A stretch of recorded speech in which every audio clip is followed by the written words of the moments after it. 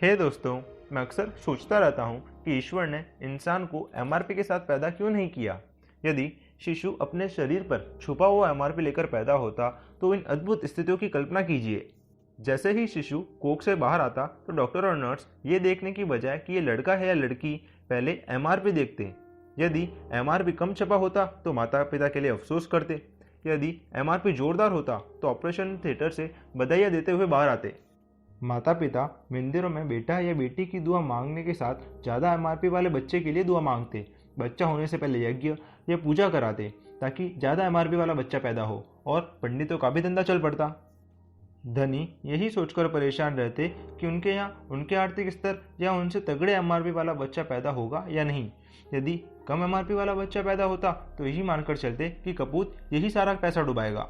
गरीब के यहाँ ज़्यादा एमआरपी वाला बच्चा पैदा हो जाता तो वो खुशी से झूम उठता। ज़्यादा एमआरपी वाला बच्चा को देखकर न भाव देने वाले रिश्तेदार भी भाव देते, क्योंकि उन्हें मालूम होता कि ये आगे चलकर रईस बनने वाला है। यदि आश्चर्यजनक रूप से ज़्यादा एमआरपी वाला बच्चा पैदा हो जाता तो आगे चलकर बिल गेट्स या रतन टाटा बनने की संभावना होती। उसके लिए ज़्यादा विश्व स्तर की बोलें लगनी शुरू हो जाती, कितने सारे उद्योग खड़े हो जाते, कितनी असीम संभावनाएं होती। महिलाएं किटी पार्टी में यही बातें करती नजर आती कि उनके यहाँ किस एमआरपी का बच्चा पैदा हुआ है। टीचर क्लास में ज़्यादा एमआरपी वाले बच्चे को ही पुचकारते, क्योंकि भविष्य में वह यूनिवर्सिटी स्थापित कर टीचर को भी शानदार नौकरी दे सकता है। दुनिया में सफलता और असफलता जैसे शब्द बेमानी हो जाते, क्योंकि सबको मालूम होता कि उनका फाइनल एमआरपी क्या है। अमीर माता पिता अपनी लड़कियों की ज़्यादा एमआरपी वाले लड़कों से ही शादी कराते ताकि उनकी भविष्य में कोई आर्थिक असुरक्षा ना हो। लेकिन ईश्वर ने ऐसा नहीं किया। ईश्वर ने हर इंसान को बिना एमआरपी के पैदा किया, सोचने समझने और सपनों को पूरा करने की अथाह शक्ति दी। यह सब उसने इसलिए किया ताकि हर इंसान अपने जीवन के अंतिम क्षण में श्रेष्ठता और तरक्की की राह पर चलता रहे और सारी उम्मीदें जिंदा रहे। ईश्वर ने यह इसलिए किया ताकि दुनिया का हर इंसान अपनी एमआरपी खुद तय करे। साथियों, ऊपर वाले ने आपको आज़ाद छोड़ा है ताकि आप अपना भविष्य खुद लिख सकें। शायद इसलिए इस दुनिया में कॉलेज फेल युवक बिल गेट्स बन जाते हैं, पेट्रोल भरने वाला धीरूभाई अंबानी बन जाता है, टैक्सी चलाने वाला ऑस्कर विजेता AR रहमान बन जाता है, निर्धन JK रॉलिंग्स दुनिया की सबसे अमीर महिला बन जाती है और गरीब का बेटा लिंकन अमेरिका का राष्ट्रपति बन जाता है। यह सब इसलिए हुआ क्योंकि ऊपर वाले ने सबको बिना एमआरपी के पैदा किया है। इसलिए सब बंधनों को तोड़ दीजिए और अपनी एमआरपी को खुद तय करिए। यदि आपको लगता है कि आपकी सही कीमत दुनिया नहीं आंक रही है तो हिम्मत मत हारिए, थोड़ा रुकिए, ज़्यादा उपलब्धि हासिल कीजिए, श्रेष्ठता हासिल कीजिए, दुनिया तक अपनी उपलब्धियों व क्षमताओं को पहुंचाइए। जब तक दुनिया आपकी मिनिमम रिटेल प्राइस को स्वीकार नहीं करती तब तक आप उसे मानसिक रूप से मिनिमम रिजर्व प्राइस बनाकर कार्य करते रहिए। हर महानायक का पहले मजाक उड़ाया जाता है, फिर विरोध होता है और अंत में जय जयकार होती है। पावर थिंकिंग का अर्थ है हर वक्त स्वयं को यह एहसास दिलाना कि आप एक महत्वपूर्ण व्यक्ति है और ईश्वर ने आपको किसी खास मकसद से इस संसार में भेजा है। अब लाइक करें अगर आपको ये बातें अच्छी लगी, शेयर करें इस वीडियो को व्हाट्सएप पे, सोशल मीडिया पे और प्लीज़ सब्सक्राइब जरूर करें। And finally thanks for watching. आप अपने जीवन में आई किसी भी चीज़ से ज़्यादा महत्वपूर्ण है। पत्नी के जन्मदिन पर पति ने उसे एक कार उपहार में दी। पहले उसने कार की चाबियां सौंपी, फिर एक पैकेट दिया जिसमें पत्नी की ड्राइविंग लाइसेंस सहित अन्य तमाम कागजात थे। उसके बाद देर तक उसने पत्नी को आलिंगन किया। फिर उसने एक प्रस्ताव रखा कि मैं बच्चों का ध्यान रखूंगा, तुम कुछ देर अपनी नई कार की सवारी का आनंद लो। पत्नी ने उसे धन्यवाद किया, उसे किस किया और फिर कार लेकर चली गई। वह मुश्किल से 1 किलोमीटर ही गई होगी कि उसकी नई नवेली कार सड़क के डिवाइडर से जा टकराई। उसे खुद को तो चोट नहीं आई, लेकिन कार की हालत खराब हो गई थी। यह देखकर वह अपराध बोध में डूब गई, गिल्टी में डूब गई। अब मैं उनसे क्या कहूँगी? यह सब देखकर वो क्या कहेंगे? उसके दिमाग में विचारों का तूफान चल रहा था कि तभी पुलिस भी आ पहुंची। उन्होंने कहा, क्या हम आपका लाइसेंस देख सकते हैं? उसके हाथ अभी भी कांप रहे थे। उसने वह पैकेट उठाया जो उसके पति ने उसे दिया था। उसमें से लाइसेंस निकालते हुए उसकी आंखों से आंसू बहने लगे। तभी उसका ध्यान उस पैकेट पर लगी एक पर्ची पर गया, जिस पर उसके पति ने अपने हाथ से लिखा था, प्रिय, यदि कोई दुर्घटना हो जाए तो प्लीज़ यह याद रखना कि जिसे मैं प्रेम करता हूँ वह तुम हो, कार नहीं। तुमसे बहुत प्यार करने वाला तुम्हारा पति। वे लोग भाग्यशाली हैं जो यह समझ चुके हैं कि उन्हें व्यक्तियों से प्रेम करना है और वस्तुओं का उपयोग करना है, न कि वस्तुओं से प्रेम करना है और व्यक्तियों का उपयोग करना है। कभी सोचा है आपने, अगर कार में एक खरोच भी लग जाए तो हमारा ब्लड प्रेशर बढ़ जाता है, लेकिन अपने दिल पर लगने वाली खरोच की शायद हम परवाह भी नहीं करते। मैं एक ऐसे व्यक्ति को जानता हूं जिसने एक शिल्प कृति को जानबूझकर फर्श पर दे मारा और बोला कि पिछले 18 साल से मैं ये सोचकर तनावग्रस्त हूं कि तुम कहीं गिर ना जाओ और टूट ना जाओ, इसलिए मैंने आज तुमको खुद ही गिरा दिया और बता दिया कि मेरी ज़िंदगी में मैं बॉस हूँ और तुम एक कलाकृति। अपने डिसीजन मैं ले सकता हूँ, मैं तुम्हारे कारण परेशान नहीं रह सकता। मैं एक ऐसे व्यक्ति को भी जानता हूँ जिसने अपने दोस्तों को सिर्फ इसलिए दावत दी कि उसकी मर्सिडीज बेंज कार को एक दुर्घटना में टक्कर लगी और वह कबाड़ बन चुकी थी। उसने बताया, हालांकि कार अब बिल्कुल कबाड़ हो चुकी है, लेकिन मुझे तो कुछ नहीं हुआ ना, जबकि मैं अंदर ही था। मैं सही सलामत हूँ और मैं अब दूसरी कार भी खरीद सकता हूँ। लेकिन अगर कार बिल्कुल सही सलामत रहती और मैं ऊपर चला जाता तो सब कुछ बेकार था। हमारा जीवन सस्ती सी खिलौना कार से शुरू हुआ था। जब वो टूट जाती थी तब हम बहुत रोते थे। फिर हमारा स्तर बढ़ गया, हमने रिमोट कंट्रोल वाली थोड़ी महंगी कार खरीद ली। जब वह टूटी तब भी हम रोए। फिर हमें बैटरी से चलने वाली महंगी कार उपहार में मिली। एक दिन वह भी चलना बंद हो गई और हमेशा की तरह हम फिर दुख और टेंशन में डूब गए।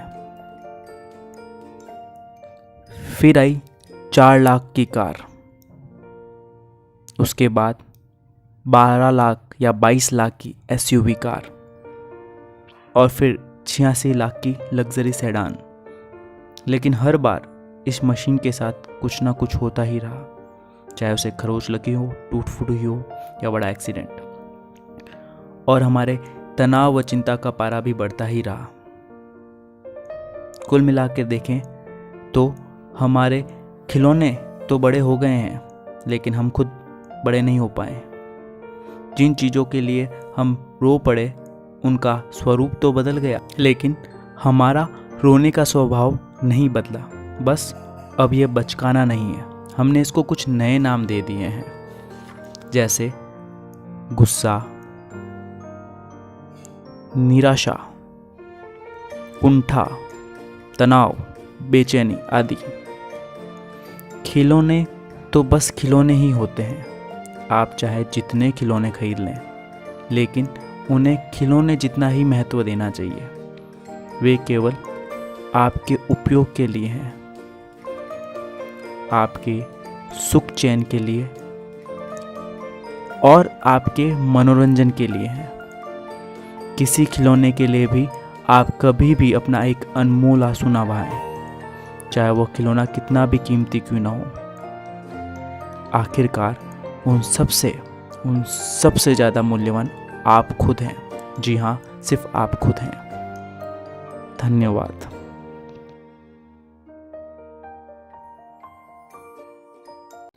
काश काश मुझे पता होता कि इसका परिणाम इतना अच्छा होगा। एक दुर्घटना में उसकी टांग की हड्डी टूट गई। इससे चलने फिरने में असमर्थ हो जाने के कारण वह कई महीनों तक बिस्तर पर ही पड़ा रहा।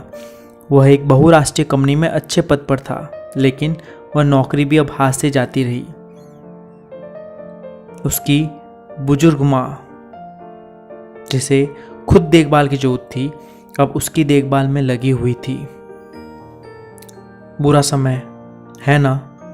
नहीं, पूरी तरह नहीं। लाचार हो चुके उस व्यक्ति के पास अब अपनी इच्छा अनुसार बिताने के लिए समय ही समय था। उसने एक बहुत समझदारी वाला निर्णय लिया। उसने अपना सारा समय पढ़ने में लगा दिया। पुस्तकों में संग्रहित महान लोगों के विचारों से प्राप्त उत्कृष्ट ज्ञान से उसने अपनी अंतरात्मा को सींचा। इसी दौरान उसमें आध्यात्मिकता का भी सूत्रपात होता गया और उसे यह बोध हो गया कि उसे अपना जीवन किसी प्रयोजन के साथ जोड़ लेना चाहिए। इससे उसका जीवन रूपांतरित हो गया और वह खुद भी हमेशा के लिए रूपांतरित हो गया। आज वह उस प्रयोजन के साथ जी रहा है, आध्यात्मक के साथ जी रहा है। अब उसके जीवन को 2 भागों में बांटा जा सकता है, दुर्घटना से पहले वाला और दुर्घटना के बाद वाला। एक बार उसने अपनी डायरी में लिखा, काश मुझे पता होता कि इसका परिणाम इतना अच्छा होगा, तो हो सकता है कि मैं शुरू से ही इसका आनंद लेता। मैं आपसे पूछता हूँ कि क्या अपने बच्चों से प्रेम करने वाले माता पिता उन्हें कभी कोई ऐसी कहानी भी सुनाते हैं जिसका अंत सुखद नहीं होता? जिसकी आत्मा ने तप किया हो उसे हम महात्मा कहते हैं। मलिन और दीन दुखी जन को गले लगाकर सहायता करने में रम गई उस स्कूल शिक्षिका को हम मदर कहते हैं। अपने ही सलीब को अपने ही कंधों पर ढोकर ले जाने वाला हमारे लिए आशा का प्रतीक बन गया है। कारावास में जन्म लेने के बावजूद उसने अपना जीवन आत्मविश्वास और प्रेरणा के अवतार के रूप में जिया। हमारी सीमित कल्पना और सोच से परे जो है वह कहीं ज़्यादा असीम और विशाल है। उतार चढ़ाव और फेरबदल के बिना जीवन क्या है? उत्सुकता और अचरज के बिना जीवन क्या है? उसे आप चाहे बुरा समय कह दें या फिर किसी कसौटी पर परखे जाने वाला समय मान लें, लेकिन ऐसा समय ज़रूर आएगा जब हर वह व्यक्ति जिसने अपनी मुसीबतों के लिए कहा था मेरे साथ ही क्यों, बाद में हर कृपा के लिए पूछेगा मुझे ही क्यों, वाई मी। कैटरपिलर एक तितली बन जाने के लिए इतनी लालायत रहती है कि अपने पंख उगाने तक के लिए वह एक कवच यानी ककून में कैद हो जाने को तैयार हो जाती है। जीवन भी कभी कभी हमें किसी ककून में कैद हो जाने के लिए इसलिए धकेल देता है ताकि हम शानदार रंगों की विजय पताका फैलाते हुए बाहर आएं। बांसुरी बनाने के लिए बांस को काटना पड़ता है, पत्थर के टुकड़ों को मूर्ति का रूप देने के लिए उन्हें तराशना पड़ता है, सोने को कुंदन बनाने के लिए उसे आग में तपाना होगा। कुछ बनने के लिए आपको परीक्षाओं और परीक्षणों से गुजरना ही होगा। आपको यह विश्वास करना होगा कि कहानी में आखिरकार सब अच्छा ही होगा। आपके विश्वास को यहाँ जीतना होगा, लेकिन इसके बदले में उपहास रूप मिलेगा एक उत्कृष्ट संपन्न जीवन। अंततः जो आप बन सकते हैं वह बनने के लिए जीवन की किसी भी कसौटी के लिए तैयार रहें। धन्यवाद।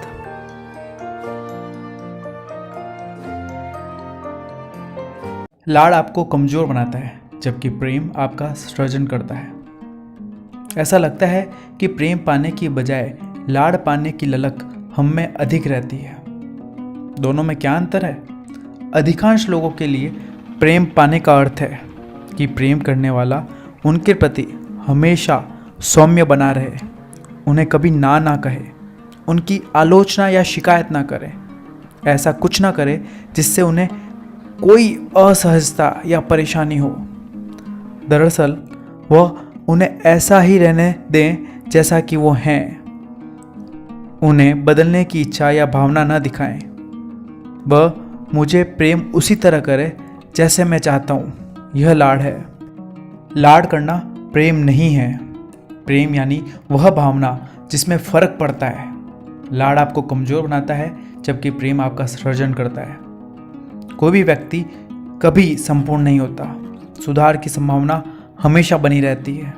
जो आपको प्रेम करते हैं, उनके अलावा किसी को यह फर्क नहीं पड़ता कि आप में सुधार आए या नहीं आए।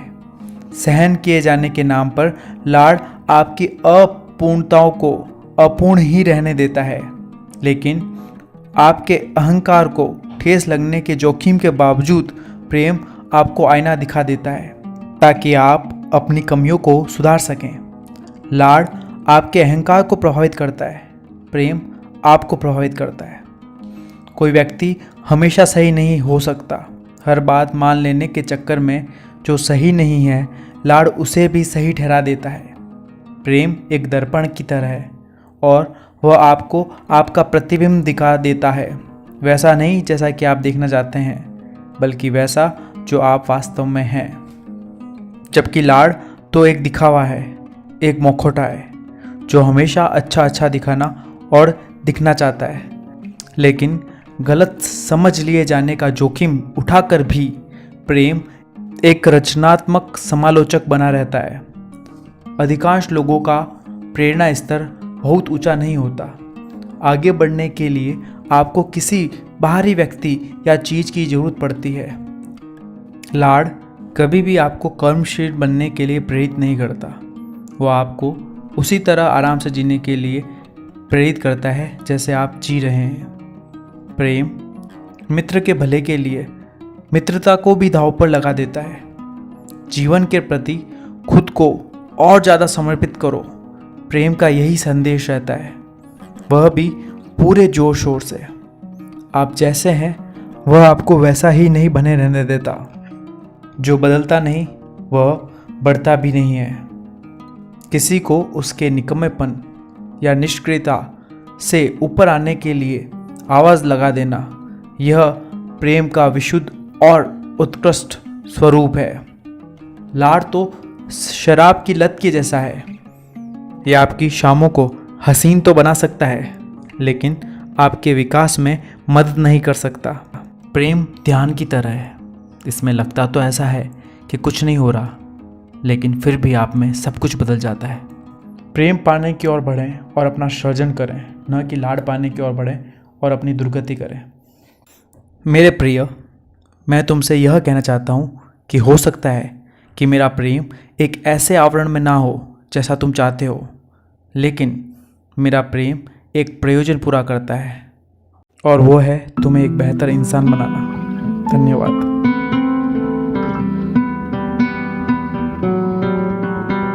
अनुभव के रूप में जीवन ने हमें एक शिक्षक दिया है। हमारी मैच्योरिटी जीवन में होने वाले हर अनुभव से एक पायदा नीचे ही रहती है।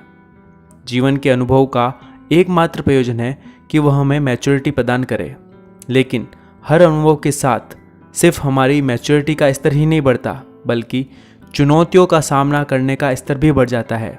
बस इसी तरह जीवन आगे बढ़ता जाता है। इस बात का कोई महत्व नहीं कि हम कितना जानते हैं या हमारे जीवन के अनुभव कितने अच्छे हैं या जो हम काम करते हैं उसमें हम बेस्ट हैं या जीवन के बारे में हम एक एनसाइक्लोपीडिया ही बन गए हैं, क्योंकि इसके बाद भी किसी मोड़ पर गिरने, ठोकर खा जाने व फिसल जाने की संभावना बनी रहती है। जीवन हमेशा प्रवाह बाधित करने व लय तोड़ने के लिए बीच में आ जाता है, लेकिन याद रखें कि विकास के पैमाने पर 10वें स्तर पर असफल रह जाने वाला भी 8वें स्तर पर सफल होने वालों से तो ऊंचा ही रहता है। माउंट एवरेस्ट के शिखर पर पहुंचने से थोड़ा चूक जाने वाला फिर भी किसी स्थानीय पहाड़ी के शिखर पर पहुंचने वाले से तो काफ़ी ऊंचा ही रहता है। परिपक्वता जितनी ज़्यादा होगी, चुनौती भी उतनी ही बड़ी होगी। जीवन हमें कुछ इस तरह आकार देता है। जीवन कोई ऐसी यात्रा नहीं है जिसमें 2 कदम आगे बढ़कर 1 कदम पीछे चला जाए। ऐसा तो तभी होता है जब व्यक्ति सचेत रहे बिना जीता है, अपने अनुभव से बिना कुछ सीखे जीता रहता है। जिस व्यक्ति की चेतना उसे हर अनुभव से सीखना सिखा देती है, वह तो ऐसे जीता है जैसे वह किसी ट्रैम्पोलिन पर खड़ा हो, जहाँ वह ऊपर उठने के लिए नीचे की ओर जाता है और नीचे की ओर जाने के लिए ऊपर उठता है, लेकिन हर बार नीचे की ओर जाने के बाद मिलने वाली ऊंचाई पिछली बार से ज़्यादा ही होती है। उसकी मैच्योरिटी और चुनौती दोनों के ही स्तर अगले उच्चतर पायदान पर उठते जाते हैं। आपकी सफलता का कारण क्या होता है? सही निर्णय। आपको सही निर्णय लेने के लिए सक्षम कौन बनाता है? जीवन के अनुभव। जीवन के अनुभव आप प्राप्त कैसे करते हैं? गलत निर्णय से। जीवन के अनुभव के टेम्पलिन पर मैं एक के बाद एक अनुभव से आगे बढ़ता जाता हूँ। हर अनुभव मुझे या तो वह देता है जो मैं चाहता हूँ, या फिर मुझे यह बता देती है कि मैं वह क्यों नहीं पा सका जो मैं पाना चाहता था। अगली बार कोई नुकसान या हार यदि आपको भीतर तक झंझोड़ कर रख दे, तो बस इतना याद रखें कि जीवन ने आपके लिए एक शिक्षक भेजा है, अनुभव के रूप में, आपकी मैच्योरिटी का स्तर उठाने में आपकी सहायता करने के लिए। आपकी सचेतना को उस अनुभव से न केवल मैच्योर होने दें, बल्कि खुद को भी स्थिर व शांत होने दें। एक ज़्यादा बड़ी चुनौती के लिए हमेशा तैयार रहें। हम मनुष्य को उठने के लिए नीचे जाना ही पड़ता है। सौभाग्य की बात है कि पहले की अपेक्षा हम हमेशा थोड़ा ऊपर ही उठते हैं। धन्यवाद। स्वीकार करना यानी सकारात्मक भावना का उदय। जब कोई किसी काम को इस ढंग से करता है जिस ढंग से मैं उसे होता देखना नहीं चाहता और जिसे मैं स्वीकार भी नहीं कर सकता, तो मैं गुस्सा हो जाता हूँ। लेकिन जब कोई किसी काम को इस ढंग से करता है जिस ढंग से मैं उसे होता देखना भले ही नहीं चाहूँ, लेकिन फिर भी मैं उसे स्वीकार करने की स्थिति में हूँ, तो मैं सहिष्णु बन जाता हूँ, यानी टॉलरेंट बन जाता हूँ। किसी के पास जब कोई ऐसी चीज़ होती है जो मेरे पास नहीं है, या वह कोई ऐसा परिणाम दे सकता है जो मैं नहीं दे सकता, और यदि मैं यह बात स्वीकार भी नहीं कर पाता, तो मैं ईर्ष्यालु बन जाता हूँ। लेकिन यदि यह सब स्वीकार करने की स्थिति में अगर मैं आ जाता हूँ, तो मैं उससे ईर्ष्या करने की जगह उससे प्रेरणा लेने वाला बन जाता हूँ, यानी अब वो मुझे प्रेरित कर रहा है। जब मैं किसी अनिश्चितता में उलझ जाता हूँ और यह निर्णय नहीं ले पाता कि अब मैं क्या करूँ, और यह बात मैं स्वीकार नहीं कर पाता, तो यह स्थिति मुझ में भय पैदा कर देती है। परंतु जब मैं किसी अनिश्चितता में उलझ जाता हूँ और यह निर्णय नहीं ले पाता कि अब मैं क्या करूँ, लेकिन यह बात मैं स्वीकार कर लेता हूँ, तब मैं जोखिम उठाने का साहस अनुभव करता हूँ। जब कोई कुछ ऐसा कर देता है जो मुझे भावनात्मक रूप से ठेस पहुँचाने वाला हो और मैं उसे स्वीकार नहीं कर पाऊँ, तो मुझ में उसके प्रति घृणा पैदा हो जाती है। जब कोई कुछ ऐसा कर देता है जो मुझे भावनात्मक रूप से ठेस पहुंचाने वाला हो, लेकिन मैं उसे स्वीकार कर लूं, तो यह स्थिति मुझे उसे माफ़ करने में मदद करती है। जब कोई मेरे ख्यालों में मौजूद रहे लेकिन शारीरिक रूप से मेरे साथ ना हो और मैं इस स्थिति को स्वीकार न कर पाऊँ, तो मैं कह सकता हूँ कि मुझे तुम्हारी कमी खल रही है। लेकिन जब कोई मेरे ख्यालों में मौजूद तो हो और वो मेरे सामने शारीरिक रूप से साथ ना हो और मैं इसको स्वीकार कर लेता हूँ, तब मैं कहता हूँ मैं तुम्हारे बारे में ही सोच रहा था। और तब भावनात्मक समीकरण काफ़ी आसान हो जाते हैं। कुछ होना प्लस स्वीकार करना इक्वल्स टू सकारात्मक भावना, कुछ होना प्लस स्वीकार न करना इक्वल्स टू नकारात्मक भावना। तो हम ये कह सकते हैं कि कोई चीज़ या कोई इंसान नहीं है जो हमें या मुझे सकारात्मक या नकारात्मक की अनुभूति दे रहा होता है, बल्कि यह उस व्यक्ति या उस वस्तु या उस स्थिति को मेरा स्वीकार कर लेना या स्वीकार न करना है जो मुझे सकारात्मक या नकारात्मक अनुभूति दे रहा है। बात इस संसार की नहीं है, बल्कि संसार के प्रति मेरी प्रतिक्रिया स्वीकार करना या न करना की है, जो मेरी भावनात्मक गुणवत्ता को निर्धारित करती है।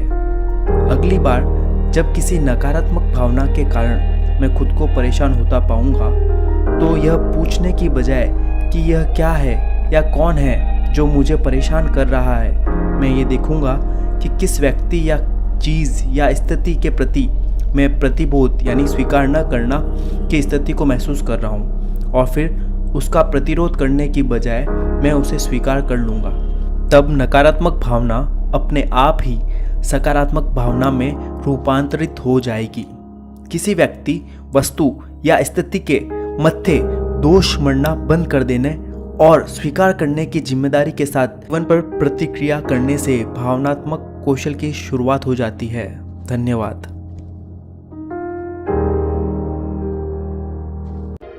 सीमित उपयोग जीवन को लंबा करेगा, असीमित उपयोग इसे घटा देगा। आइए इस बात को समझने की कोशिश करते हैं। यह एक सामान्य बात है कि कुछ संस्थान बहुत तेजी से उभरते हैं और उसके बाद उससे भी ज़्यादा तेजी से ताश के पत्तों के महल की तरह भरभरा के गिर जाते हैं। उन लोगों से पूछें जिन्होंने शेयर बाजार में ऐसी ही कंपनियों में निवेश करके अपने हाथ जला लिए हैं, और उन अन्य लोगों से भी जो ऐसी ही वित्तीय कंपनियों में धन लगाकर अपना सब कुछ गंवा चुके हैं। अपनी डगमगाती आंखों से वे अपनी व्यथा सुनाएंगे। हाँ, ऐसे संस्थान भी देखे जा सकते हैं जो अपना आधार सुदृढ़ करने में, व्यापारिक आदर्श स्थापित करने में, अपनी आधारभूत चीज़ों को सही व दुरुस्त करने में और अपनी पद्धतियों, प्रणालियों व आधारभूत ढांचे को यथास्थान व सही बिठाने में अपना समय लेते हैं। ये संस्थान हालांकि अपनी शुरुआत अवस्था में सुस्त रहते हैं, लेकिन आने वाले वर्षों में वे बढ़त पकड़ लेते हैं।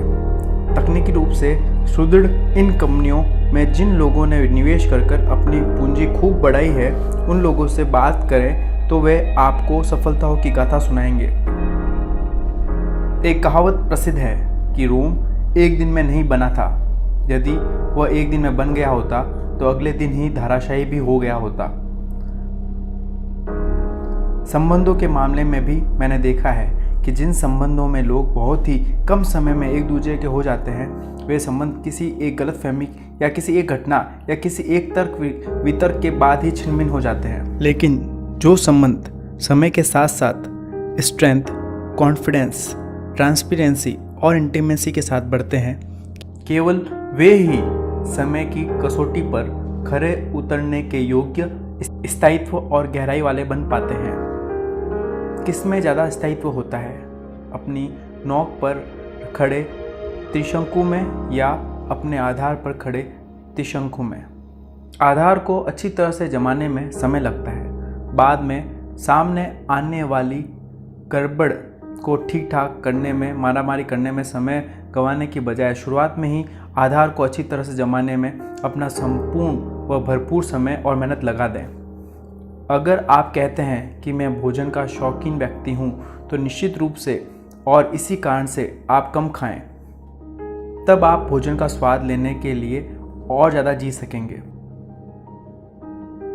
अगर आपका कहना है कि मैं तो आराम तलब इंसान हूँ, तो इसी कारण से आप थोड़ा कम सोएं, तब आप सोने के लिए अधिक जी सकेंगे। आप कहते हैं कि मैं उससे बहुत प्रेम करता हूँ, तो निश्चित रूप से और इसी कारण से उसे मुक्त होने दें। अगर आप कहते हैं कि मैं शिखर पर पहुँचना चाहता हूँ, तो निश्चित रूप से और इसी कारण से आप नीचे धरातल पर रहते हुए इसके लिए तैयारी को पर्याप्त समय दें। तब वह धरातल ही आपको शिखर तक पहुंचा देने वाला आधार बन जाएगा। सीमित उपयोग जीवन को लंबा करेगा, असीमित उपयोग इसको घटा देगा। धन्यवाद। एक संबंध जो आपके लिए बहुत महत्वपूर्ण है। अगर आप अपनी ज़िंदगी में अभी सुखी हैं, तो ऐसा इसलिए नहीं क्योंकि आपकी ज़िंदगी में सब कुछ ठीक चल रहा है, बल्कि इसलिए है क्योंकि आपकी ज़िंदगी में जो सबसे महत्वपूर्ण रिश्ता है वो ठीक चल रहा है। इसी तरह अगर आप अपनी ज़िंदगी में अभी दुखी हैं, तो ऐसा इसलिए नहीं कि आपकी ज़िंदगी में सब कुछ गड़बड़ चल रही है, बल्कि इसलिए क्योंकि आपकी ज़िंदगी में जो सबसे महत्वपूर्ण रिश्ता है वो गड़बड़ चल रहा है। संबंध तो बीज की तरह होते हैं जिन्हें टाइम टू टाइम पोषित करना पड़ता है, विकसित करना पड़ता है, जबकि उन्हीं संबंधों में जो अपेक्षाएं होती है वो एक जंगली पौधों की तरह होती है जो अपने आप ही बढ़ने लग जाती है।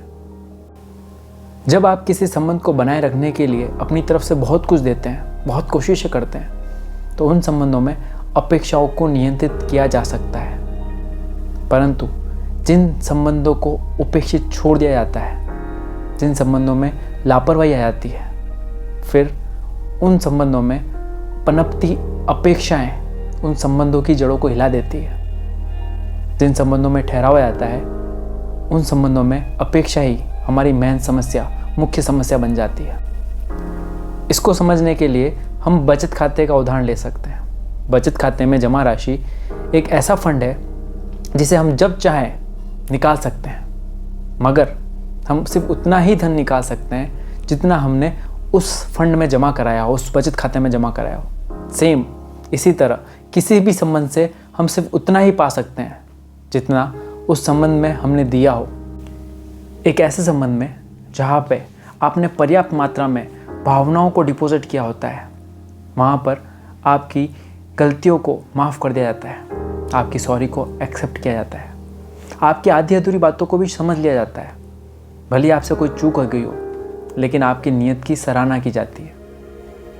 ये सब इसलिए होता है क्योंकि आपका संबंध अच्छा चल रहा होता है, और संबंध इसलिए अच्छा चल रहा होता है क्योंकि आपको अच्छा माना जाता है। आपको अच्छा माना इसलिए गया है क्योंकि उस संबंध को बनाए रखने के लिए आपने अपनी पूरी भावना को, अपने सारे इमोशंस को डिपॉजिट किया होता है। लेकिन कुछ संबंध ऐसे होते हैं जिसमें हम ये मान के चलते हैं कि इन संबंधों में कभी कुछ गड़बड़ नहीं हो सकती, ये तो हमेशा ऐसे ही रहेंगे, इसलिए इन संबंधों पर टाइम देने की ज़रूरत नहीं, या इनमें विकास या पोषण करने की ज़रूरत नहीं। सद्भावनाएं तो पनपती जाती है, लेकिन उसको बनाए रखने के लिए जो कोशिशें होती है वो उस संबंध में कहीं नहीं होती। सो होता क्या है, जो भावनाओं की जमा पूंजी थी वो चूक जाती है। इवन जितना हमने जमा कर रखा था, जितना हमने टाइम दे रखा था, जितनी हमारी कोशिशें थी, उससे ज़्यादा उस संबंध से ले लिया जाता है, निकल जाता है। फिर क्या होता है, आपके द्वारा बोला गया हर शब्द, हर वाक्य, उसके लिए आप दोषी ठहराए जाते हैं। आपकी हर बात को सही या गलत के पैमाने पर देखा जाएगा। हर छोटी बात पर वाक युद्ध हो जाएगा। दरवाज़ा जोर से बंद करने की बात आम हो जाएगी। ना तो आपके किसी काम की प्रशंसा की जाएगी और ना ही आपकी साफ नीयत का सम्मान किया जाएगा। ये रिश्ता मानो ऐसा हो जाएगा जैसे आप किसी बारूदी सुरंग पर चल रहे हैं, जहाँ पर कभी भी विस्फोट हो सकता है और कितनी बार भी हो सकता है। इसका उपाय बहुत सिंपल है, जमा करें, जमा करें और जमा करें। कोई भी जिंदा रिश्ता जो चल रहा है, आप उससे कुछ एक्सेप्ट ना करें, कुछ मांगे ना, कुछ निकाले ना, ऐसा संभव नहीं। तो हम साथ साथ में कुछ डिपॉजिट क्यों ना करें। आप अपनी ज़िंदगी में किसी भी चीज़ में अगर अपना समय देते हैं, उसमें अपना समय डालते हैं, तो वो चीज़ हमेशा ग्रो करती है। ये बात तो फिक्स है और आप इसको मानते भी हैं। संबंधों के पोषण के लिए भी भरपूर और बेहतरीन समय का निवेश जरूरी है। दूसरों की बात सुनने और समझने के लिए समय निकालें। अपनी बात को इस तरह से रखें कि उसको समझा जा सके। अपने प्यार का इजहार करें ताकि उसको महसूस किया जा सके। देने की नीयत रखें और लेने का सलीका भी सीखें। लेना दरअसल देने वाले के प्रति आदर दिखाने का एक तरीका है और एक बड़ी राशि जमा करने जैसा भी है। लगातार जमा करते हुए अच्छे रिश्ते बनाते चलें और इसी तरह अपनी ज़िंदगी को खुशियों से भरते चलें। Thank you for watching.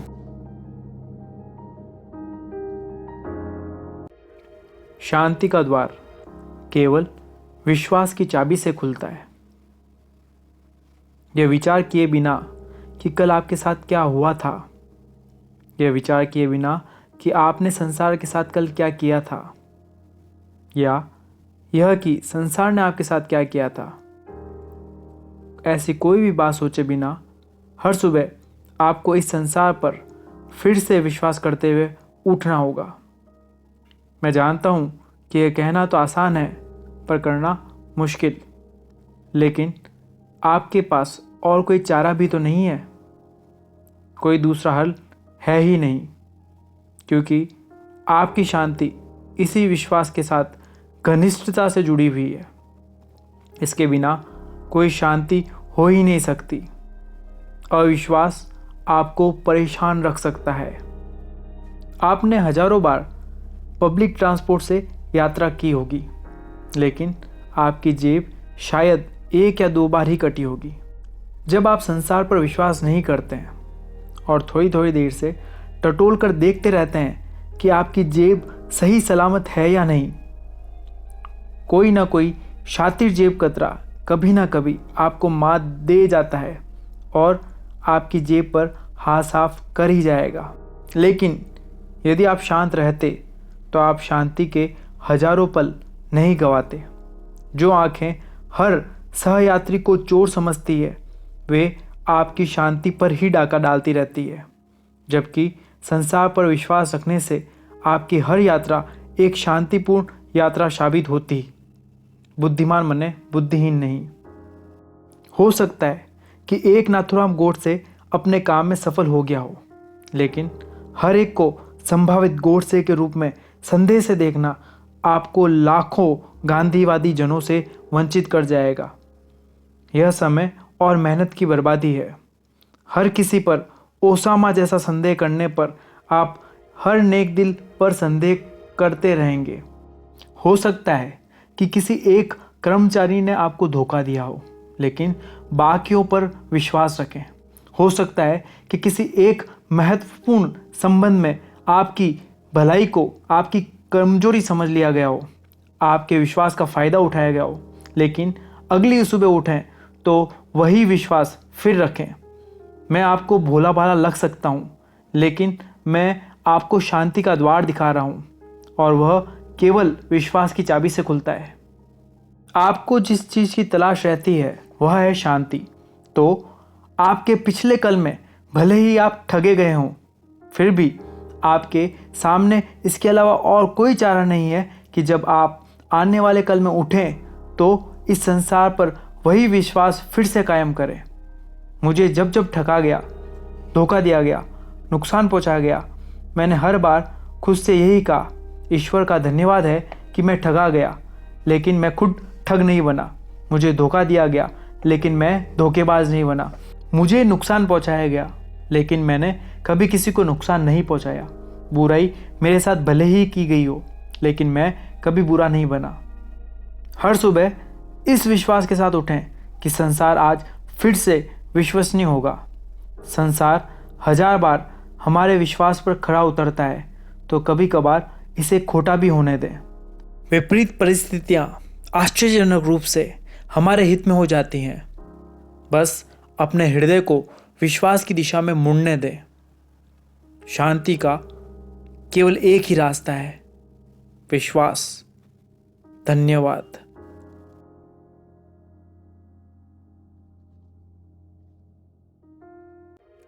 खुद को लगी ठेस को भुला देने से ही आपको शांति मिलेगी।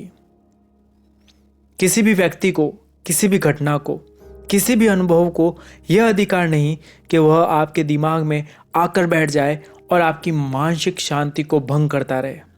किसी भी चीज़ को, किसी भी व्यक्ति को या किसी को भी इतना अधिक महत्व नहीं दिया जाना चाहिए कि आपकी मानसिक शांति उसके अधिकार में चली जाए। अपनी मानसिक शांति के लिए ऐसी किसी भी चीज़ को, ऐसे किसी भी व्यक्ति को विदा हो जाने दें जो आपको भीतर से लगातार अशांत कर रहा हो। आपका मन मस्तिष्क आपकी शांति का आसन होना चाहिए, न कि किसी ऐसी चीज़ या व्यक्ति का आसन जो आपको अशांत करता रहे। सब कुछ आपकी शांति के लिए हो। जाने देना, विदा कर देना सीखें।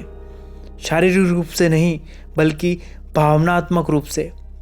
आपको अशांत करने वाले हर तत्व से आज़ाद हो जाएं। ऐसा कुछ भी हो उसे जाने दें।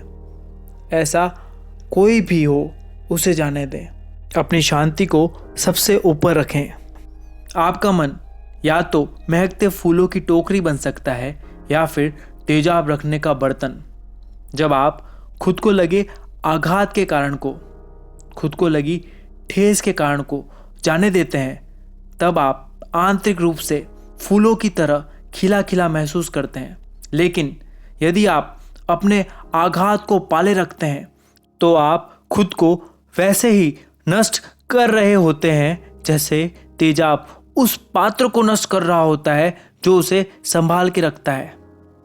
लोग अपने ही अज्ञान व बचपने के चलते आपको ठेस पहुंचाते हैं और आप भी अपने अज्ञान व बचपने के चलते खुद को ठेस पहुंचाते हैं।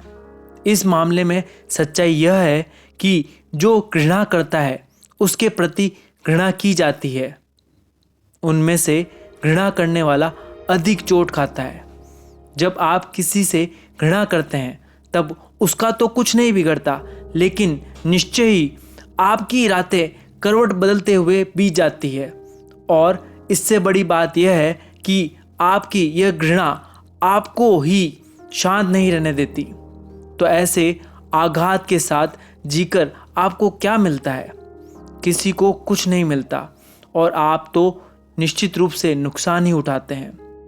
भौतिक रूप से तो लोगों या घटनाओं द्वारा आपको पहुंचाई गई ठेस एक बार ही घटित होती है, लेकिन आप उस घटना को अपने दिमाग में फिल्म की तरह सैकड़ों, हजारों, बल्कि असंख्य बार घुमा घुमा कर देखते रहते हैं। जितनी बार आप ऐसा करते हैं वह चोट, वह ठेस उतनी ही गहराती जाती है। अपनी ही शांति की तुलना में आप अपने भीतर की अशांति के स्रोत को एक ऊंचा आसन दे चुके होते हैं।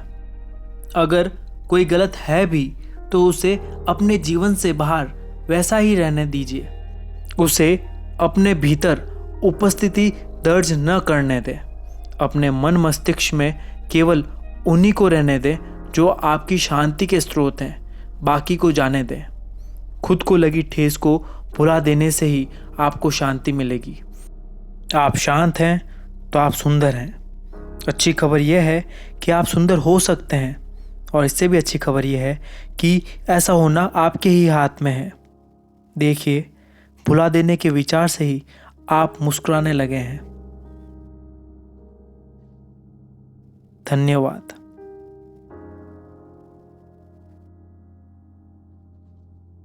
तो मेरा क्वेश्चन है यूथ के लिए, जो आजकल की यूथ है ना, एक टाइम तक तो उनको पता ही नहीं होता है करना क्या है, और आधा टाइम तो उनका ब्रेकअप में निकल जाता है, रोने में निकल जाता है। लिटरली ये देखा है मैंने। तो इसका आप क्या लगता है यूथ के लिए सही तरीका क्या होगा? क्या आपने मिस किया? क्या करना चाहिए यूथ को खुश करने के लिए या अपने लाइफ में सक्सेस पाने के लिए? यार पता नहीं कि बड़ा ही ट्रिकी क्वेश्चन है मेरे हिसाब से। इनफैक्ट मुझे ऐसा लगता है कि इसका आंसर किसी के पास है भी, वो मुझे मुश्किल लगता है। आप अगर वापस अपने यूथ में अपने या ना कॉलेज वाले दिनों में जाते हैं तो आप क्या सुधारना चाहते हैं, या आपने क्या किया था जिससे आपको लगा कि नहीं ठीक किया मैंने? डेफिनेटली आपकी जो सिंसेरिटी होती है यूथ में, आपके पास जो ऐसा लगता है आपके पास पता नहीं कितनी पावर है, आप क्या क्या कर सकते हो। उस वक्त आपके ऊपर, मतलब मैंने बहुत कम जगह देखा है जिनके ऊपर टेंशन बहुत ज़्यादा हावी रहती हो या कोई प्लानिंग लोग करते हों, वो उस वक्त जी रहे होते हैं। प्रोबेबली इसका रीज़न एज, उस एज के हार्मोन्स, वो सब मैटर करते हैं। बट हाँ, किसी भी वक्त आप जो भी काम कर रहे हो उसको सिंसियरली करना मेरे ख्याल से ही लाइफ में हमेशा काम आता है। और अगर इसकी आदत आपकी यूथ में पड़ जाती है तो कैसी भी प्रॉब्लम से आप आराम से निकल सकते हो। बहुत फ्रेंड्स थे मेरे जो अपने हिसाब से फुल ऑन मस्त रहते थे। किसी का फैमिली बैकग्राउंड बहुत अच्छा था, किसी का अच्छा नहीं था, तब भी उसको लगता था अपने को करना क्या है, इंजीनियरिंग में आ गए हैं, कुछ ना कुछ तो कर ही लेंगे, अपना काम तो हो जाएगा।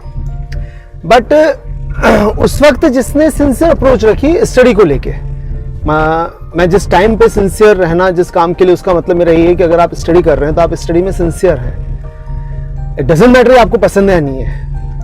आप पसंद नहीं है या तो आप वो छोड़कर निकल जाओ, वो करो जो आपको पसंद है, बट जहां भी जाओ सिंसियरली कर लो। बट आई डाउट ये ऑप्शन बहुतों के पास होता है कि वो अपनी पसंद का कुछ कर पाए। पढ़ाई सबको करनी होती है। आपके गर्लफ्रेंड्स हैं, आपके अफेयर्स हैं, कुछ भी मैटर नहीं करता है अगर आप एटलीस्ट स्टडीज को लेके सिंसियर हैं। उसके साथ में पैरेलल आप कुछ भी चीजें चलेंगे, उस सबसे आप ओवरकम कर जाओगे। जिस वक्त जो काम करना है, बहुत छोटी सी बात है। अगर आप बचपन में आप खेल रहे हैं, पढ़ाई कर रहे हैं, तो खूब खेलें, खूब मस्ती करें, तब भी पढ़ाई है। तो जिसने पढ़ाई सिंसियरली करी है, मोर और लेस उसकी लाइफ फाइनेंशियली सेटल होती है। आई एम नॉट सेइंग कि हर तरीके से सेटल होती है, बट जो सिंसियर वाला अप्रोच है, मैं सोचता हूँ हर जगह काम में आता है। आपके रिलेशनशिप में आपकी सिंसियरिटी काम में आती है, फ्यूचर में आप मैरिज करते हो, आप बिजनेस करते हो और जॉब करते हो, कुछ भी करते हो, आपकी सिंसियरिटी काम में आती है। जिस भी रिलेशनशिप में आप आपका एफर्ट देते हो तो उसके सक्सेस होने के चांसेस बढ़ जाते हैं। मैं ये नहीं बोलूंगा 100% सक्सेसफुल होते हैं, बिकॉज जहां पर दूसरा जना इन्वॉल्व हो जाता है वहां पर केवल आपसे काम नहीं होता है, वहां 2 हाथों से ताली बजेगी।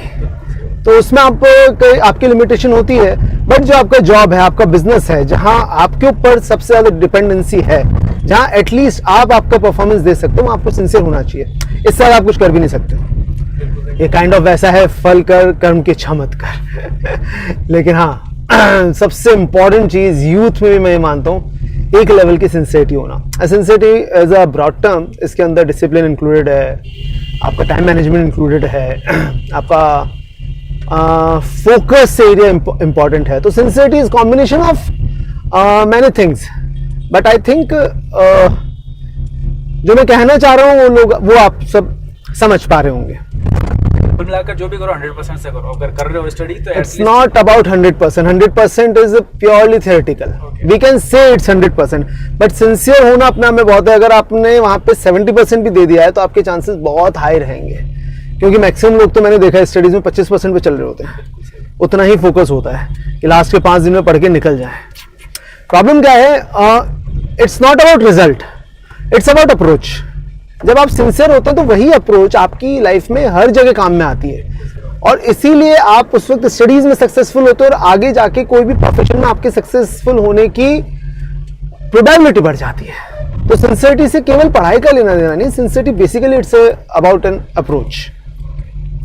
एक बड़ी जो मैं अपने स्टूडेंट से डील करता हूँ, पता चलता है इस एज में कि कहीं पे भी दिल लगा लेते हैं, फिर आगे वाले से कोई रिस्पॉन्स मिलता नहीं है, और जिस समय उनको लाइफ के नए चीज़ों को एक्सप्लोर करना होता है उस समय वो अपने कम से कम 1-2 साल एटलीस्ट 6 महीने रोकर परेशान होकर स्टेटस लगाकर ऐसे, और वो उससे ऊपर नहीं आ पा रहे होते. मैन बात है, एक अच्छा समझदार से समझदार स्टूडेंट को देखा जो बहुत अच्छा हो या एक टाइम में अपने टाइम में टॉपर हो, मगर जब वो इस चीज़ से निकलता है कि भाई किसी से अट्रैक्शन हो गया या हो गया, फिर उससे वापस वैसा रिस्पॉन्स नहीं मिला, तो इतना टूट जाता है और उसको कुछ समझ, यानी एकदम ये समझो आप नील हो जाता है, उसका समझना सोचना बंद हो जाता है, और बहुत देर तक ये चलता है वो. तो ये जो स्टेज होती है जिसमें आप किसी से कुछ एक्सपेक्ट कर रहे हो, कोई आगे आप चाहते हो उससे आगे वाला आपसे बात करे, वो कर ही नहीं रहा, और आप इतने परेशान होते हो, और आपके पास वाले जो समझा रहे बिल्कुल आपको समझ नहीं आ रहा, उस समय क्या करना चाहिए इंसान? पता नहीं, बहुत बहुत मेजर मतलब बिना अफेयर हुए अगर आप केवल अट्रैक्शन में इस ढंग से खुद को बर्बाद कर सकते हैं तो बहुत डिफरेंट केसेस हैं. लेकिन आजकल बहुत हो रहे हैं. प्रोबेबली उसका रीजन मैं मानता हूँ आपका जो एक्सपोजर है, जिस ढंग का आप टीवी सीरीज देखते हो, तो आप आपके एक इमेजिनरी लाइफ क्रिएट कर लेते हो आपके अंदर, और उसमें इतना डूब जाते हो कि आपको वही सच हो ऐसा होना अच्छा लगता है. अब उसमें सामने वाले के हिसाब से आपने सोच लिया, सामने वाला आपके लिए नहीं सोच रहा है. अब ये तो एक काइंड ऑफ एक बेवकूफ़ी है. इसका प्रोबेबली टाइम के साथ ही आदमी सीखता है, क्योंकि ये चीज़ सिखाने वाली नहीं है, मुझे ऐसा लगता है. बिल्कुल नहीं, सीखने वाली नहीं है, मगर एक 2-3 चीज़ है दिमाग में चलनी चाहिए उसको, जिससे वो जल्दी. मैं बहुत मुश्किल है, मेरे को पता है. आप जब आप पे बीतती है ना, तो आप सुनना बहुत अच्छा लगता है, बोलना अच्छा लगता है, ये कर लो वो कर लो. जब खुद पे बीतती है तो अपन निकल ही नहीं पाता. अपन को बहुत ऐसा है 2-3 चीजें जिससे थोड़ा सा रिलीफ फील करें, वो थोड़ा सा. प्रोबेबली आपके पास हॉबीज होनी चाहिए, और दूसरा मैं जो बोल रहा हूँ एक मिनिमम सिंसियरिटी जो बोल रहा हूँ, अगर आपके पास सिंसियरिटी है और आपका कहीं फोकस है तो इस चीज से आप जल्दी निकल जाएंगे. और डेफिनेटली हॉबीज हैं आपके पास तो भी आप जल्दी निकल जाएंगे. बट मेरे लिए तो है, इसमें उलझना ही इतना इम्प्रैक्टिकल है कि अगर आप इसमें उलझ रहे हो तो कहीं ना कहीं आपका मेंटल सेटअप बहुत डिफरेंट है, आपको खुद को उससे डील करना पड़ेगा. तो मैं ये बोल रहा हूँ कि हॉबीज कर लो, सिंसियर कर लो. तो जो लोग सिंसियर होंगे या जिनके पास जो क्या बोलते हैं उसको, मल्टी स्किल्स जिनके पास होंगी, वो लोग प्रोबेबली इसमें नहीं फंसेंगे अनलेस अनटिल उनका अफेयर ना हो जाए. मैं बिना अफेयर केवल अट्रैक्शन में, वन साइडेड अट्रैक्शन में इस ढंग से उलझना, तो मतलब इट्स सेल्फ पिटी.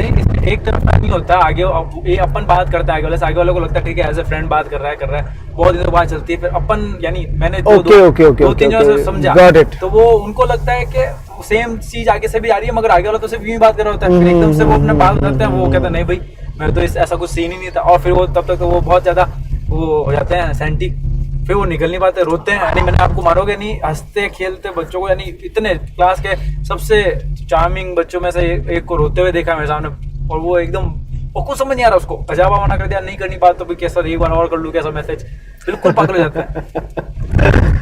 हाँ, I think only time can heal these kind of things, क्योंकि इस टाइप की चीज़ बिल्कुल ठीक कह रहे हो, उस वक्त जब दिमाग उस जोन में होता है तब आपको कुछ समझ में नहीं आता है। टाइम से निकलना पड़ेगा आपको, थोड़ा सा वही दूसरी जगह खुद को बिजी रख के, क्योंकि सामने वाला इंटरेस्टेड नहीं है और आप उसमें आप बात करते करते आपके इंटेंशंस चेंज हो गए, इसको तो आपको मैनेज करना पड़ेगा।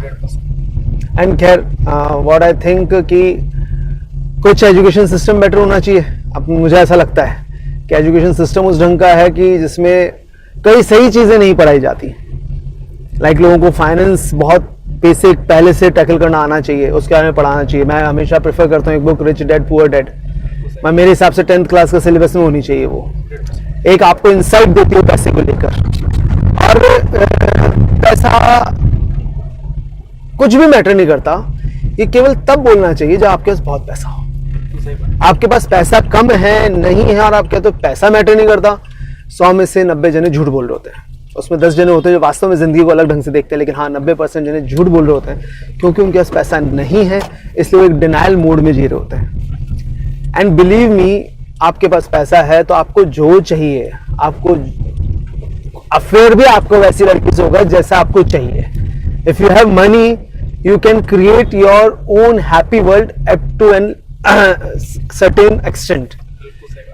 तो वो रिलेशनशिप से डील करना वो प्रोबेबली वो कल्चर का फर्क है कि कल्चर का फर्क नहीं, मैंने जितना सुना है फॉरेन में भी इस ढंग के ब्रेकअप्स वगैरह बहुत नॉर्मल है, और उसमें भी जो इमोशनल होते हैं उनकी हालत सबसे खराब होती है। तो बेसिकली थोड़ा सा मैं मानता हूँ कि थोड़ी प्रैक्टिस डिटैचमेंट की भी होनी चाहिए। बहुत ज्यादा कहीं भी अटैच होने से कभी भी फायदा नहीं होता है, बिल्कुल सही। चाहे वो कोई भी हो, कोई भी रिलेशनशिप में जिसमें आप ज्यादा अटैच होते हैं, sooner or later you will suffer. It's better if you practice of detachment. Definitely कहना सिंपल है, बट हाँ, प्रैक्टिस करने से फर्क पड़ता है। मैंने खुद के अंदर फर्क देखा है इस चीज का। और अच्छी हॉबीज में मानता हूँ, अगर किसी को बुक्स पढ़ने की हॉबी, भले ही आपको फिक्शन से स्टार्ट करो, सबसे बेकार बुक्स कुछ भी वो पढ़ना शुरू करो। एक हैबिट हो बुक्स पढ़ने की। बुक्स मतलब can be companion at any time. आप चाहे परेशान हो, आप कोई भी स्थिति में हो, एक बुक पढ़ते हो तो आप बुक पढ़ने का मतलब है शांति से सामने वाले की बात सुनते हो, जो कि यूजुअली डिस्कशंस में नहीं होता है, क्योंकि गुड लिसनर्स बहुत कम देखे मैंने।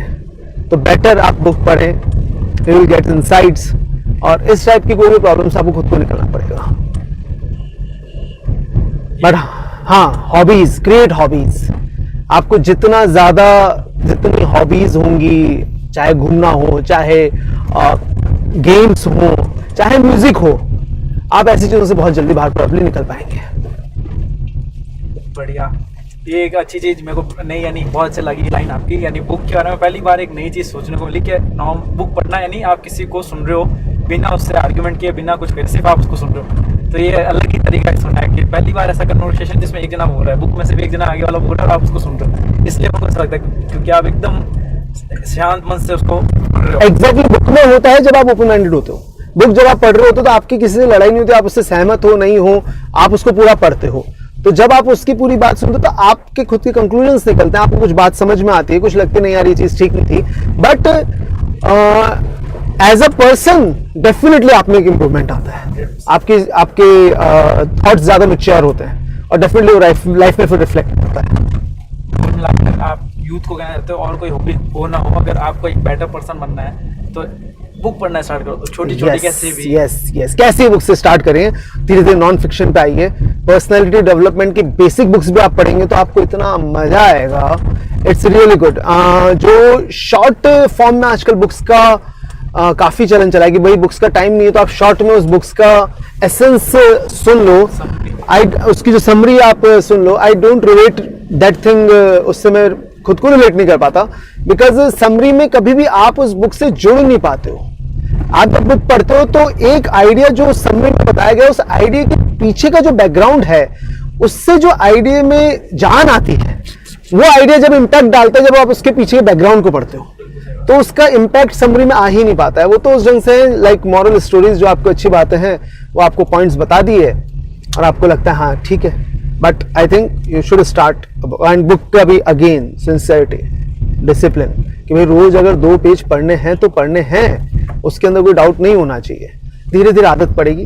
कोई भी सबसे टफ काम दुनिया में जो है वो है आदत चेंज करना। It takes a lot of time, courage and determination. So it may take time, but अगर आपने बुक रीडिंग की हैबिट डाल दी, believe me, you will be successful. You can be successful in any field, this is for sure. आपकी 2 books जिसने आपकी life change करी, सोचने का प्रोसेस चेंज किया, स्टार्टिंग ऐसे बेस्ट 2 बुक्स जैसे मेरे को पता है आपने मेरे को दी थी, थिंक एंड ग्रो रिच, सोचिए और अमीर बनिए। लिटरली मेरी लाइफ चेंज हो गई। मैं जिंदगी में एक ही बुक पढ़ी है पूरी मैंने, मगर हाँ उसके बाद जो आपने मेरे को एक्चुअली मेरा ये फायदा हुआ क्योंकि आपने मेरे को बोला था कि दीपक मेरी इससे लाइफ चेंज हुई है, तू पढ़ना, और मेरे को उस विश्वास के साथ क्योंकि आप बोल रहे थे मैंने पढ़ा, और एक्चुअली में उसको यूज किया तो मेरी जिंदगी में बहुत बड़े चेंजेस आए। तो एक मैं सोचता हूँ सोचिए अमीर बनिए, और आप बोल रहे रिच डैड पुअर डैड। नहीं, आई थिंक जो मदर बुक जो हर बंदे को पढ़नी चाहिए, जो रिलेशनशिप, मैं लाइफ में रिलेशनशिप को बहुत वैल्यू करता हूँ, क्योंकि जब आपकी रिलेशनशिप्स अच्छी होती हैं आपकी लाइफ नेचुरली अच्छी निकलती है। आपका दिन कब अच्छा निकलेगा कि जहां आप बैठे हैं आसपास आपके रिलेशंस अच्छे हों, तो आपका मन अच्छा रहता है। तो मेरे लिए बहुत इंपॉर्टेंट है कि रिलेशनशिप्स पे आपका जितना कमांड होगा, जितने अच्छे रिलेशनशिप्स होंगे, आपकी लाइफ उतनी ब्यूटीफुल होगी। उसके लिए मुझे लगता है how to win friends and influence people by Dale Carnegie, Hindi में लोक व्यवहार के नाम से बुक है। This is mother book of for any communication skill, like नाम जो इसका नेम सजेस्ट कर रहा है, how to win friends and influence people, it will change your life. And the second book जो मदर बुक में मानता हूं, जो आजकल सीक्रेट आ रखी है या इस टाइप की जो भी बुक्स हैं, उनकी मदर बुक है the power of your subconscious mind, अवचेतन मन की शक्ति। अवचेतन मन की शक्ति। ये 2 बुक्स हर जने को पढ़नी चाहिए। डेफिनेटली इसकी टेक्निक्स को आपको अप्लाई करना चाहिए। ये आपको चेंज कर देंगे, या आपके आसपास के एटमॉस्फेयर को चेंज कर देंगे। बढ़िया। चलो, it was nice first talk. Yes. अब इस Hopefully- वीडियो को देखकर बच्चे और क्वेश्चन पूछेंगे, कमेंट करेंगे, अपने अपने क्वेरी पूछेंगे, उस पर आपके वीडियो आते रहेंगे। Let's hope for the best. चलिए आज के लिए इतना ही करते हैं, धन्यवाद।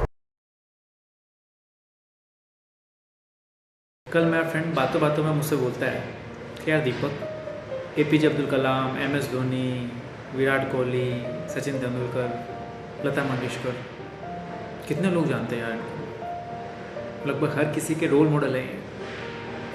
और अपन अपने फ्रेंड्स, घर वाले और अपने वर्क प्लेस वाले, उसके अलावा अपन को कौन जानता है? We are like nobody. उसके बाद ने हिला दिया मुझे, बात सही तो है। सो मैंने तो खुद से वादा किया that I will not die as mister nobody. कुछ तो बड़ा करूँगा, कभी ना कभी कोई ना कोई मुझे भी आके बोलेगा सर आप मेरे रोल मॉडल हो, मैं आपके जैसा बनना चाहता हूँ। ये वादा है मेरा खुद से। पॉइंट ये है कि आपने क्या वादा किया अपने आप से। Thank you.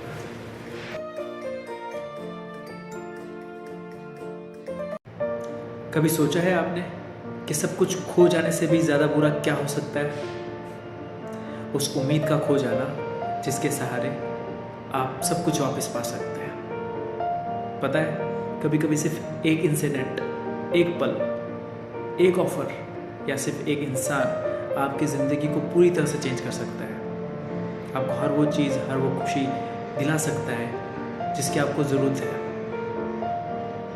ज़रूरत है तो सिर्फ उम्मीद रखने की। Thank you.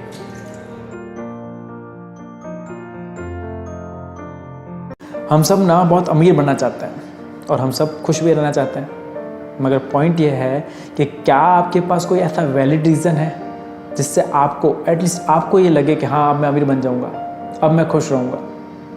या आपको लगता है आपकी रोज़ाना की लाइफ जैसी चल रही है वैसे ही चलती रहेगी और एक दिन अचानक से कुछ होगा और आप अमीर बन जाएंगे? लाइक आप जिस कंपनी में काम कर रहे हैं उसका ऑनर आपको कहेगा कि आज से सब कुछ तेरा, मैं अपनी ऑनरशिप तुझे दे रहा हूँ। नहीं ना, तो प्लीज़ अपने आप को कोई वैलिड रीज़न दीजिए अमीर होने का।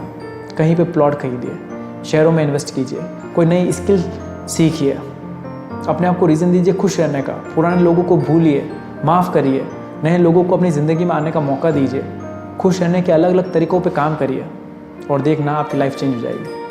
Thank you. मेरी मम्मी ना एक बात कहती है मुझसे कि कुछ अच्छा ना कर पाए तो कभी किसी का बुरा मत करना। वो कहती है जब तू रोड पर घूमने जाए, अगर उन बच्चों की मदद ना कर पाए जो बच्चे मदद मांगने आते हैं, तो उनको डांटना मत, उनको गालियां देकर भगाना मत। कर सके तो इतना करना कि कभी किसी कमज़ोर पर अपनी ताकत को मत आजमाना। फिर देखना तेरे चेहरे पर भी और उनके चेहरे पर भी हमेशा मुस्कान रहेगी। Thank you.